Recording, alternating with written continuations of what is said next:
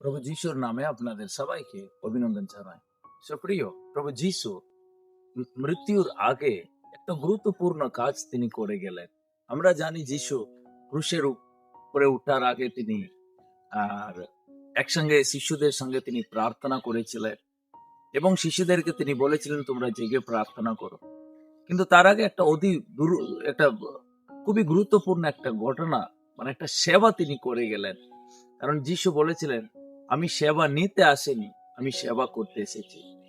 তো শিষ্যদের সঙ্গে 3.5 বছর সময় কাটানোর সময় যিশু ওখানে পৃথিবী ছেড়ে যাওয়ার সময়, তো শিষ্যদের মধ্যে একটা বিবাদ আর চিন্তা উঠলো যে আমাদের মধ্যে কে বড়, বা কে যিশু যদি না থাকে সে পোস্টিংটা কে নেবে।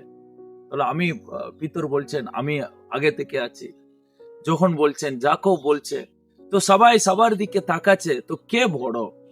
তো যিশু এটাকে বুঝতে পারলেন, তাদের মধ্যে একরকমের চিন্তা উঠছে। তো আমি তাদেরকে যেটা করাতে এসেছি ওরা সেটাকে বুঝতে পারছে না। তো যিশু ভাবলেন কি করা যায়। তো অনেক কিছু তারা আলোচনা করছে বা একসঙ্গে ভোজ করছে, খাওয়া দাওয়া চলছে। হঠাৎ করে যিশু তিনি উঠলেন, একটা গামছা পড়ে নিলেন, একটা গামলা নিলেন, জল ভরলেন, এসে প্রত্যেকটা শিষ্যদের পা পা ধুয়ে দেওয়ার কাজটাকে তিনি শুরু করে দিলেন। শিষ্যরা কখনো ভাবেনি, বা যদি বলা হয় একটা গুরু কখনো শিষ্যদের পা ধুয়ে দিতে পারে না, কারণ ও স্ট্যাটাস, ওই জায়গার একটা লেভেল। কিন্তু যিশু হঠাৎ করে সমস্ত শিষ্যদের পাটা ধুয়ে দিতে লাগলেন। তো কেউ নিজেকে খুব খারাপ ভাবলো, যিশু আমার পা ধুয়ে দিচ্ছেন। তিনি লাজরকে পুনর্জীবিত করেছেন, যিনি কুষ্ঠরোগীকে সুস্থ করলেন, উনি আমার পাটা ধুয়ে দিচ্ছেন। তো সবার ভিতরে কয়েক মিনিটের মধ্যে একটা নিঃশব্দ শুরু হয়ে গেছে, কেউ কিছু বলেনি।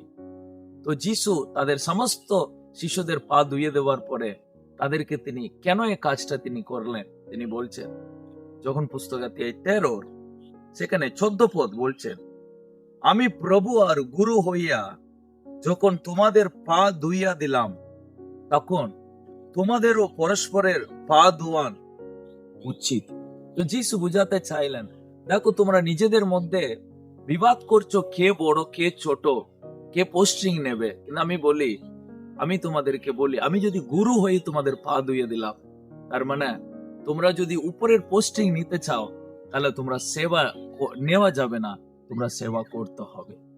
তো যিশু পৃথিবীতে আমাদের মতো পাপীদেরকে তিনি সেবা করতে এলেন। কি সেবা করতে এলেন? আমাদের হৃদয়টাকে ধুয়ে দিতে এলেন, আমাদের হৃদয়টাকে অহংকারটাকে সরাতে এলেন। একটা ঈশ্বরের পুত্র এসে যদি আমাদের পা ধুয়ে দিতে পারলে, সুপ্রিয়, আমাদেরও উচিত, আমাদেরও দরকার আমাদের জীবনে সেবা করার, সেবা নেওয়ার নাই। তো তিনি গুরু হয়ে তিনি আমাদেরকে একটা দৃষ্টান্ত দেখিয়ে দিয়ে গেলেন।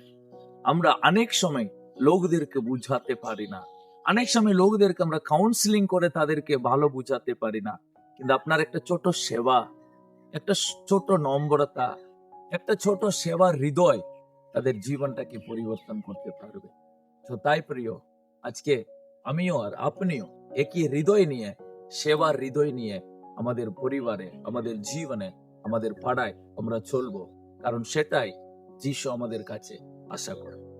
এ বাক্য আপনাদেরকে অনেক আশীর্বাদ। God bless.